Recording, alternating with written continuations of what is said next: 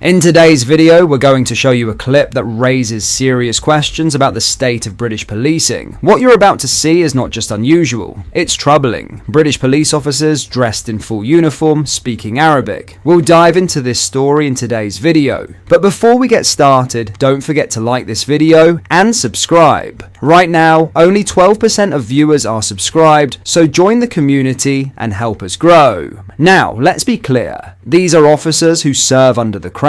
They wear the uniform of Her Majesty's, or now His Majesty's, police service. Their duty is to uphold British law, under British values, in service to the British public. So why are they attempting to appease a group by speaking a foreign language, Arabic, on British soil? This isn't about translation for clarity. This is about image. It's about trying to win favour or approval from a group that, as you'll see in the next clip, shows them nothing but contempt. That's the real scandal here. Not only is this approach inappropriate and embarrassing, it clearly doesn't work. In the second video, the same people the police were trying to appeal to end up turning on them, shouting, disrespecting, even abusing the officers. So what was all that appeasement for? It achieved nothing but weakening the authority of the uniform and frankly, making the police look foolish. British police should not be catering to separate cultural or linguistic identities. They are there to enforce one law equally for everyone, regardless of background. When they start trying to fit in rather than stand firm,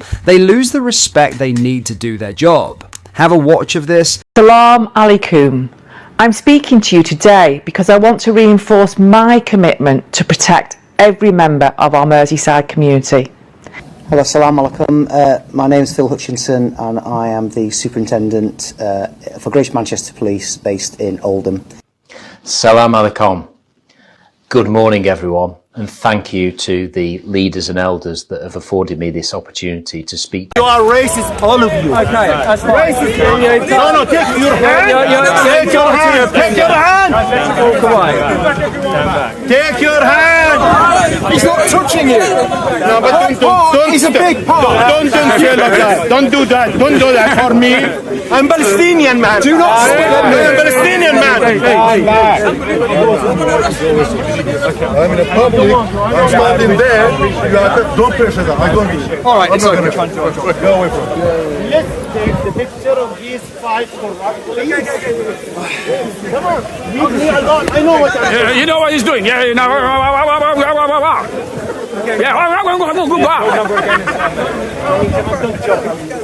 not joking. That's very good. You're messed up in your head, my friend. And you are nothing to me. All of you. Shut up, my friend.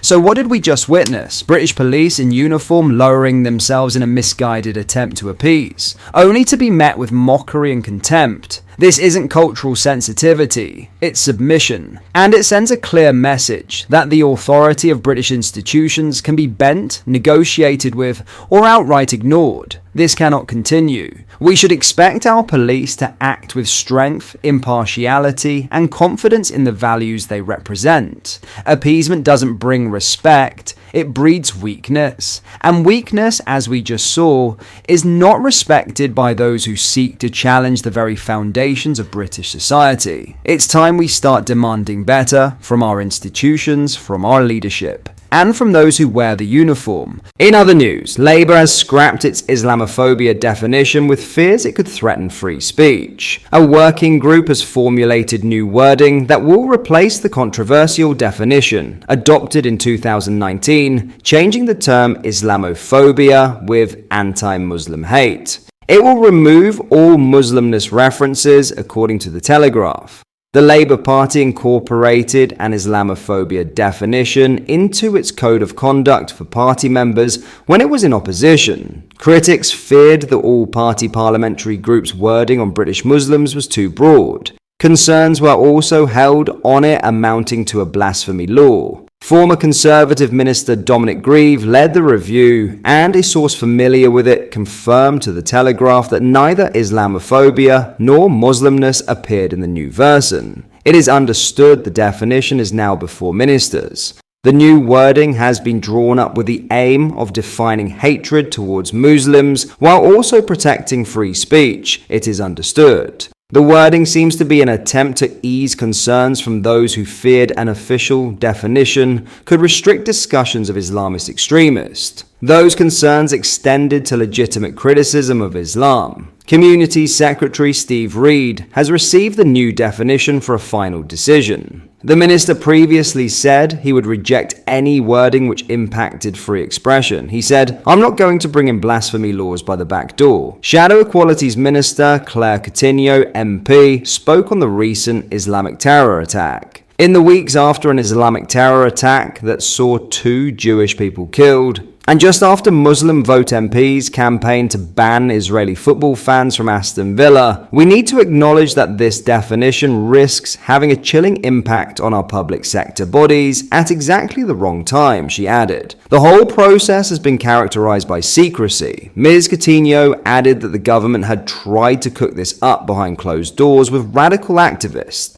some of whom previously said that even talking about grooming gangs was an example of anti-Muslim racism, she said. They must publish this proposed definition and the responses from the public consultation they were forced into. The shadow minister acknowledged that anti-Muslim hatred had no place in Britain. "We cannot silence legitimate debate," she said. Labour has faced growing pressure from Muslim groups to reaffirm the APPG's 2019 definition since the riots last summer, which triggered a surge in anti-Muslim hate crimes. Home Office figures showed offences rose by 19% in the year to March, from 2,690 to 3,199. There was a spike last August during the disorder that followed the Southport murders. Support for Nigel Farage is growing among British Indians, with recent polling from a diaspora group suggesting reform is improving. In some demographics, it had previously struggled.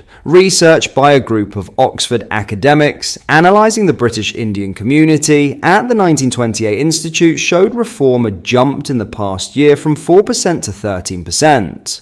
The findings are being released to coincide with Diwali and still show support for Mr. Farage's party among Britain's largest minority ethnic community remains significantly below the national level. However, the increase since the election last year is far higher than the national average, according to The Guardian. It shows Mr. Farage's party is gaining traction in communities it has traditionally struggled. British India support for reform is significantly lower than that of the general UK population, the report said. However, there is a strong upwards trend in support. British Indians form roughly 3% of the population and are quickly becoming important swing voters. They have been closely aligned with Labour for decades, which has been the party seen as being more tolerant towards immigrants in the 1960s and 1970s. Those ties have started to fray as the community has established itself over time. Research has pointed to social conservatism and growing nationalism among Hindus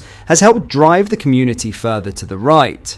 A Carnegie Endowment for International Peace report in 2021 found Labour's support for Kashmiri independence during Jeremy Corbyn's leadership had turned off some British Indian voters. Mr. Farage has had mixed views on South Asian immigration. He criticised the government's recent trade deal with India, saying it made it easier to bring in workers from the subcontinent. In 2015, he said he preferred Indian and Australian migrants compared to those coming from Eastern Europe. The 1928 Institute findings come from a report on the demographics and political priorities of Indians in the UK. More than 2,000 voters were surveyed earlier this year and were compared to voting patterns last year, as well as a similar poll half a decade ago.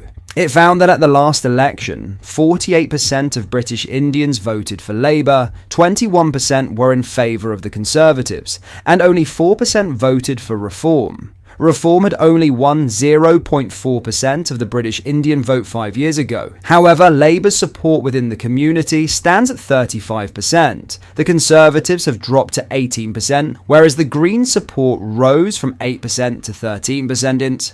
Changing policy priorities has been a particular driver. Indian voters have put education at the top of their concerns, while health has moved from second and been replaced with the economy. Equality and human rights have dropped from 5th to 7th. Co-author on the report, Nikita Ved, said Reform UK was disrupting traditional voting patterns within the British Indian community.